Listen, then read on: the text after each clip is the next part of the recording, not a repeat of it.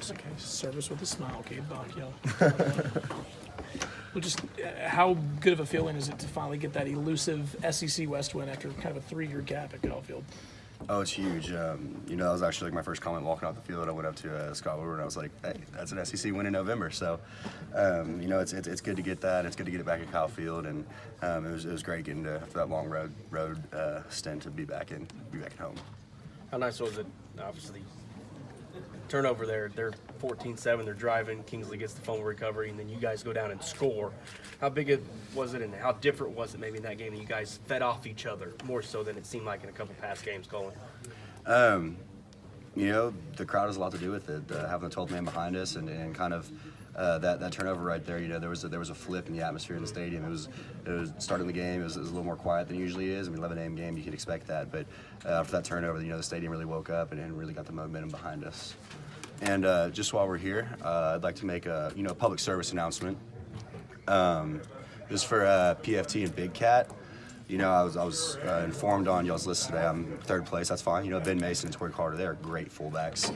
But I'd like to invite y'all to come to my last game as a Texas A&M Aggie at Kyle Field, November 24th against LSU. You got two of your 3 top fullbacks for the Fullback of the Year award. So if y'all come, let me know, and I got tickets for y'all. So if that's something you want to do, and can come check out Kyle Field, and it's one of the greatest places to play in college football. So you can't really say you've done college football until you've seen Kyle Field. If Kellen throws that rail right on time, you think you're in first place? There's a lot. I could have ran the route a little better. I hugged it a little bit too close to the sidelines, and it didn't quite get open quick enough. You could have put it on me sooner, but there's about 10 other things that could have gone that way. It's nobody's really fault. A safety player over the top made a great play. You got to give credit to that guy. How good was he right after that moment, though? You kind of see it in Kellen's eyes. He stepped up. He kind of knew, like, all right, this is where my maturity is. My second year. I'm not going to let this get the best of us. And from that moment on, he kind of stepped up and really started letting it fly and stopped thinking and really played to his potential. Coach Fisher just said that basically UAB is almost like an SEC team. They're ranked. They're 9-1. They're tough coming into y'all's place at home. Just kind of your thoughts on kind of playing a surprising UAB team this year. You kind of see a non-conference game at the end of the year, and you think, oh, it's going to be an easy game. Whoever the opponent may be, and you think that it's going to be a walkthrough. Get that win and boost it up to boost our bowl presence up. But UAB's a great team. Like you said, they're 8 or 9-1, and I think you said they're ranked as well. And it's not going to be an easy game. It's going to be a dogfight out there. They've got a good defense and they've got a great offense as well. So it's going to be a fun matchup. I'm excited to see what they've got to bring and see how they can handle Kyle Field. But it's exciting and nobody wants to play games where it's a walk in the park. You like to be challenged, and they're definitely going to be a challenging opponent. Do you think that helps keep the intensity up instead of playing a kind of a not as good, smaller school, especially when you got a game like LSU on the horizon? I guess in a way, but at the same time, you can't really walk into Caulfield and not be intense. It's a first-class place to play football, and at any day, at any given team can beat anyone, and so that's you might think going out there against a team that's not in the SEC that this is a walk in the park, but they work out and do off-season workouts just like we do. They put their shoes on, put their pants on just like we do. They make more plays than we do. We could lose. So we're gonna go out there and give it all we got. I got 2 games left, and that's gonna be it. I'm gonna be playing for it all. Can you kind of talk about your legacy? Obviously, getting to wear the 12th man the last couple of years, and just going from a walk-on to now your present status within the program. What's this run been like for you? It's been unbelievable. Starting off and thinking I'm going to quit after my first summer here. Summer workouts going through, calling my mom in the morning at 5 in the morning, going to the Black Death and thinking, this is horrible. Like I don't want to be here. I don't have a future here.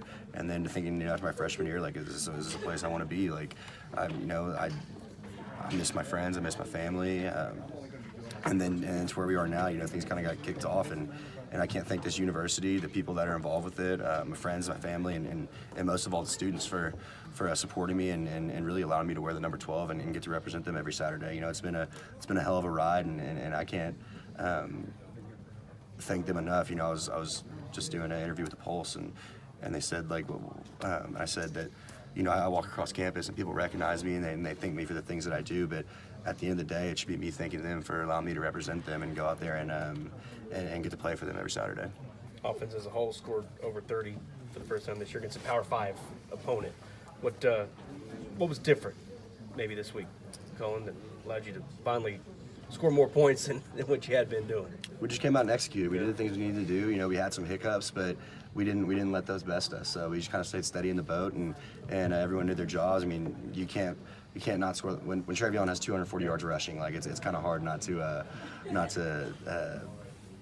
it's kind of hard to have a bad day per se. But you know, Travion had a great game. Kellen had some hiccups, but at the end of the day, he performed really well as well, and the offensive line did great. And again, having Jamal Austin back, like he's a when he came that first week he came back, or I guess last week when he was practicing, I looked over, I said, "Is that Buddy Johnson, that receiver?"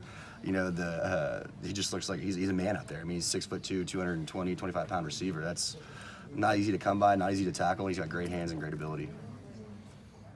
What was the thought process behind the whole facial hair change?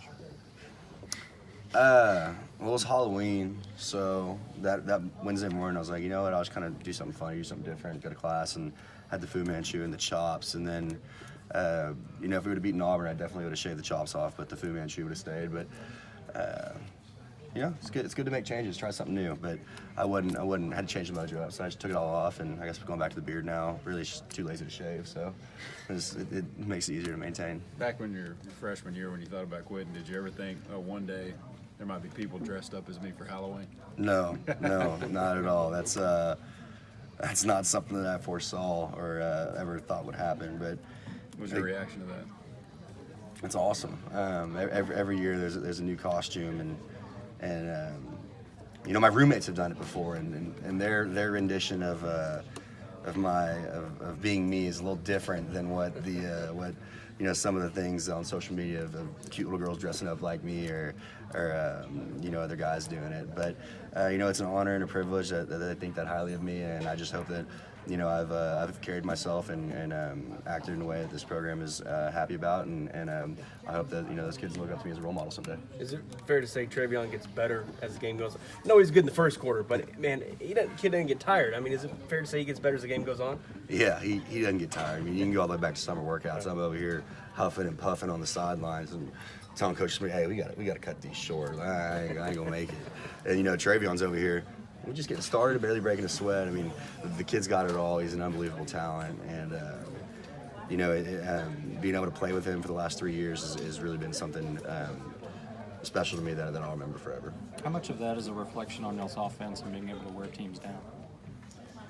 I mean, when you look at the time of possession, we're just dominating teams when it comes to holding the ball. And you know, defense, they can only play so many snaps. Like eventually they're going to get tired. It's back to life. And the fact that we be able to, you know, control the ball so well, and you know, it wears them down. And then having a guy like Travion who gets, as you said, gets better with time as time goes on. You know, it's demoralizing. It's when you see him running down the field and he's still in first quarter form, and then they're feeling like it's over second overtime of the 10th game of the season. You know, it's good to have him back there.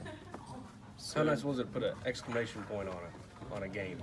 That was great. You know, I mean, I guess Kentucky was kind of like that in overtime, and kind of, bam, we got this. But that'd be nice to put one more on them, right? Yeah, no, I called the team up right at the start of the fourth quarter, and I said, you know, now's our time. Everyone, you know, no one's with us. Everyone thinks that, oh, it's November. It's when the Aggies fall off, and I said that ain't gonna be it.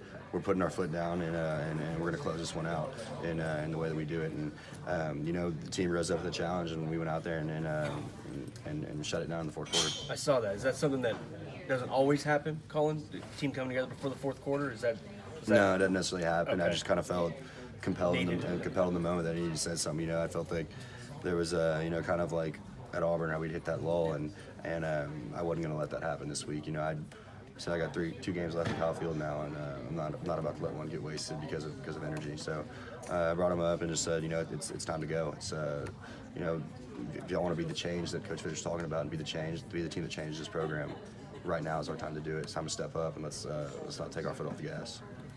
So did you notice when Mo Bamba came on the speakers at Kyle Field last week? Yeah, I did. It kind of sucked. I was hoping to be on the first kickoff, but our timing was a little bit off coming out of the locker room. We were kind of rushed into the kickoff. But great song, got the crowd fired up. It's a it's something